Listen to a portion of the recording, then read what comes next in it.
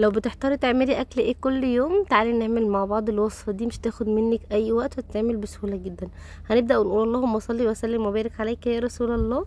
معايا لفه من الجلاش واحده، وبقيه المكونات كلها اختياري، بس انا معايا جبنه رومي ومعايا فلفل الوان او فلفل اخضر بس، ومعايا لحمه معصجه. ممكن تشيلي اللحمه المعصجه وتحطي جبنه رومي، اي جبن، جبنه قريش، جبنه بيضه، اي جبن مع الخضار، وتزودي بس شويه الزيتون وتحطي فلفل الوان، وتطلع معاكي احلى صينيه. وتكملي بقيه المكونات.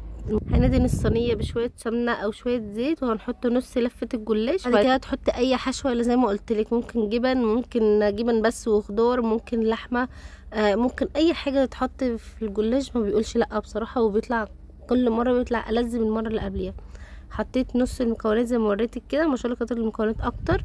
رحت حطيت نص اللحمه والفلفل والجبنه، وخليت بس شويه صغيرين نحطهم على الوش. بعد كده كملت بقيه الجلاش، حطيته يعني بقيه الطبقات كملت بقى من فوق، بس ما بين كل 3 طبقات وطبقتين كده بحط رشه سمنه خفيفه قوي. انا الجلاش عندي ما كانش يعني ورقه كامله، كانت متقطعه. ممكن عادي زي انتوا شايفين كده، هتبداي بس ايه تلزقي هنا وتحطي هنا عادي، ما تخافيش ان هي متقطعه منك. اخر بعد ما تستوي مش هتحسي ان هي كانت متقطعه ولا اي حاجه، وتطلع شكلها مظبوط وهتطلع مظبوطه جدا، فما تقلقيش خالص. بعد كده بحط اخر طبقه وبدهن رشه من السمنه من على الوش. بعد كده هبدا احط الجبنه الرومي واحط شويه سمسم. اهم حاجه بس قبل ما نحط المكونات دي هنعمل الرو دوت، اسمه رو او الصوص اللي هنحطه على الوش. معايا كوبايه كبيره من اللبن او كوبايه ونص من اللبن، ومعايا 2 من البيضه، ومعايا رشه ملح ورشه من فلفل اسمر، ومعلقه من البيكنج باودر.